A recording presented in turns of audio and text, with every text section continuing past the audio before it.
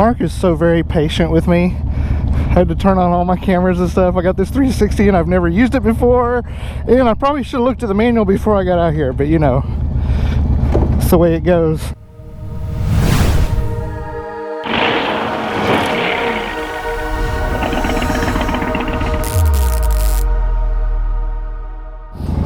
So,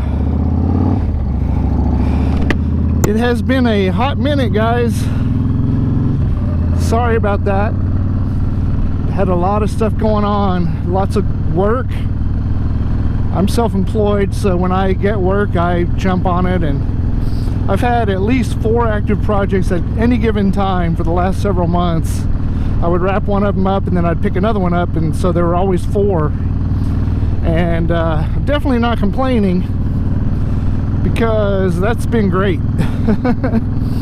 But I tell you what, if you haven't ridden in a couple of months and then hop back on the bike,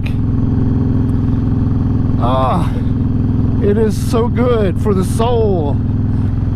But getting back on after a few months, this is just exactly what I needed. So it's still a little bit nipply, still a little bit cold, but it's warm enough. I think we're like upper 40s today. You can see there's still a lot of leaves off the trees and everything. We're not quite hitting spring yet.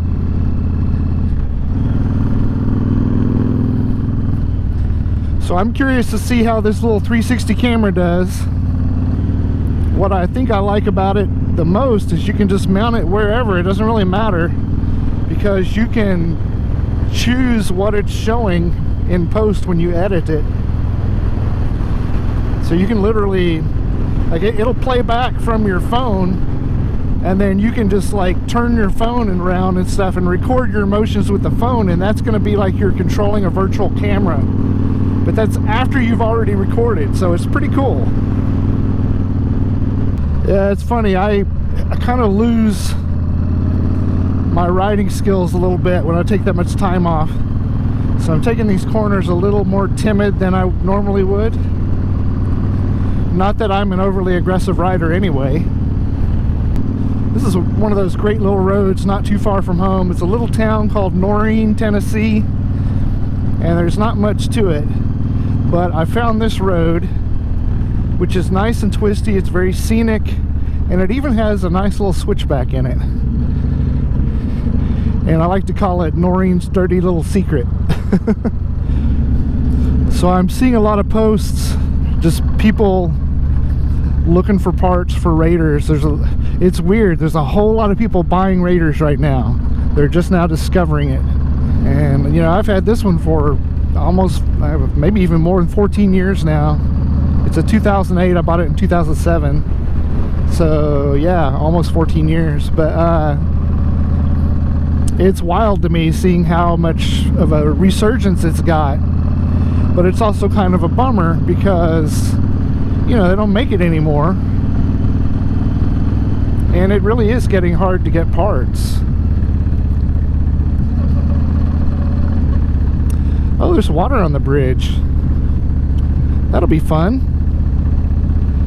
If Kelly were here, she would be mad. Super mad. Hopefully there's no moss or anything that makes it slick. Yeah, I think we're good. Yeehaw!